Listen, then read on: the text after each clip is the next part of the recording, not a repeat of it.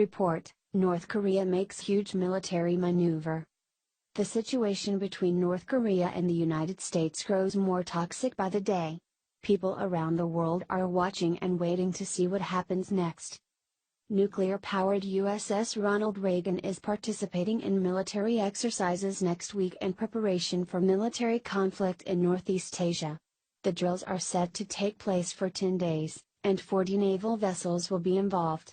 In response, North Korea is moving their missiles into position as a response, according to the Daily Caller. In response to the training, the North Korean state media said, "This is a reckless act of war maniacs as it only drives the tense situation on the peninsula to the point of explosion." This message is coming from a country in the midst of threatening to nuke the United States. It seems odd that they would call us, or the South Koreans, war maniacs. North Korea also stated, U.S. must know it's not difficult for the DPRK nuclear force to wipe out its war forces and U.S. mainland is within our striking range.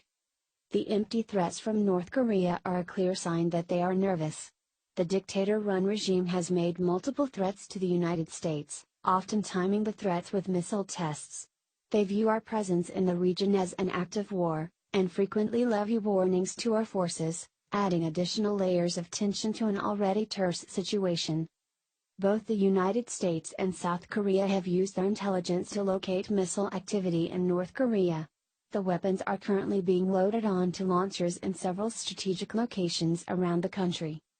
In the past, North Korea fired a Hwangseong 12 intermediate-range ballistic missile over Japan. They have tested other missiles throughout the year, such as the Hwasong 14 intercontinental ballistic missile. North Korea has a track record of trying to disrupt Allied combat drills. It is hard to say whether or not they would actually try to stage an attack. Many people thought that North Korea would conduct a missile test on or around October 10, which is the anniversary of the day the North Korean Communist Party was established. Luckily, the day passed without incident, and there was no word of any missile launches, until now. North Korea is moving missiles into position. Are they preparing for war?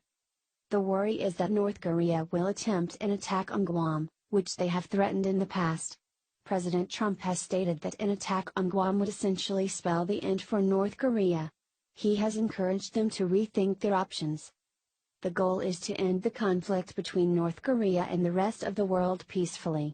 However, North Korea does not seem willing to comply with this standard. They continue to provoke the U.S. despite multiple warnings.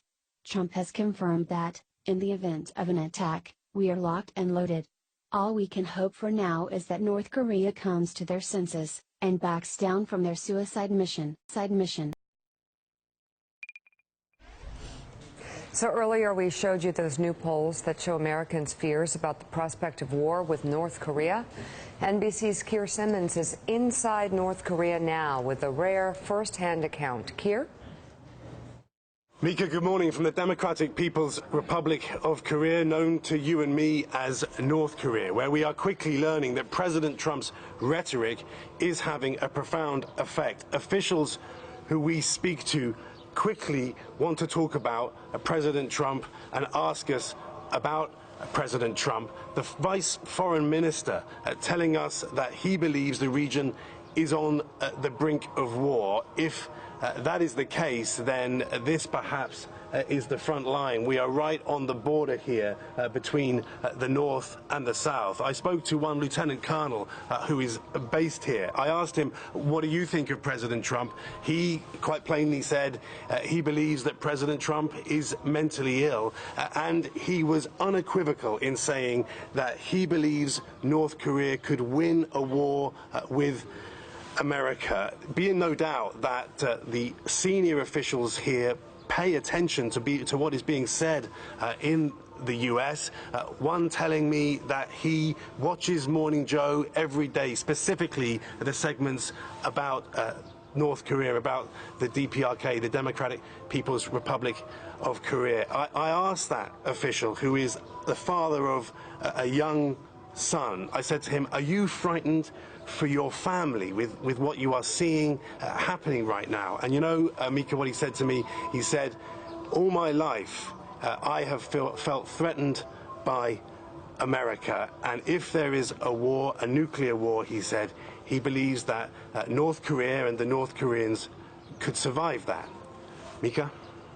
Keir Simmons, thank you very much. And Joe, a couple of things that come to mind here. First of all, they're saying what a lot of people are thinking, that the president is mentally ill. It's considered inappropriate to say. I was going to say, Mika, you've got a mind meld with some people in North Korea.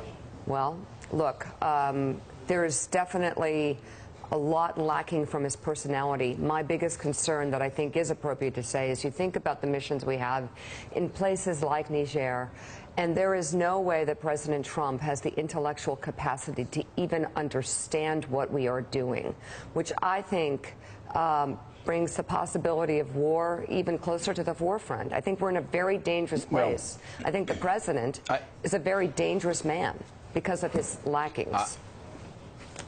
I don't know that it has to do with his intelligence. I'm being kind. I don't think it even has to do with his mental state. I think it has to do with the fact that he has never had any interest in policy. He has never had any interest in what's inside of a health care bill. He's never had any interest in diplomacy. He's never had any interest in what it takes to get out of a crisis like this, because he is the most intellectually curious person that's ever been in the White House. If maybe Meacham can tell us, maybe Millard Fillmore just stared at the ceilings, the ceiling fans when he was there.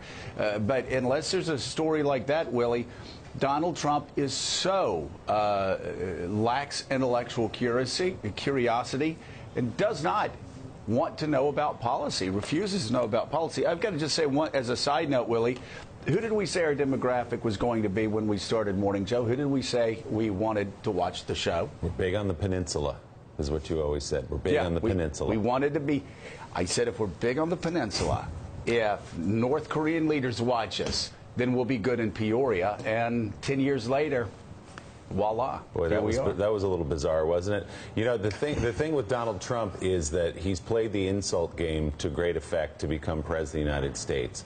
The problem now, as Mika suggests, is that we're not talking about Marco Rubio's size or Jeb Bush's energy. We're talking about a leader who very much enjoys in Kim Jong-un being elevated to the top of the world stage by Donald Trump with his insults. It also confirms everything they've been told in schools for generations as they grow up, that South Korea and America are conspiring, be ready for military action at any moment. Now they are being validated because President Trump says these things. They say, see, we've been telling you all along, here it comes, get ready. And if you're North Korea, now is a perfect time to move forward, because on the world stage, instead of Kim Jong-un being the pariah, instead of Kim Jong-un being seen as the reckless person who's destabilizing the world order, now you have people across the world looking at Donald Trump thinking he is the reckless one destabilizing world order. And you're starting to hear more and more people say, well, it seems kind of rational that North Korea is racing towards a nuclear weapon, all because of Donald Trump's unsteady hand in the Oval Office. Yeah. Coming up, Treasury Secretary Steve Mnuchin warns of a, quote, significant drop in the stock market if tax reform fails. We'll talk to a number of the Appropriations, Banking, and Budget Committees. Senator Chris Van Hollen, plus his take on the bipartisan health care plan that the president no longer supports.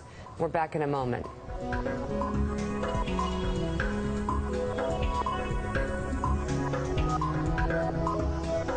Thanks for checking out MSNBC on YouTube, and make sure you subscribe to stay up to date on the day's biggest stories. And you can click on any of the videos around us to watch more from Morning Joe and MSNBC. Thanks so much for watching.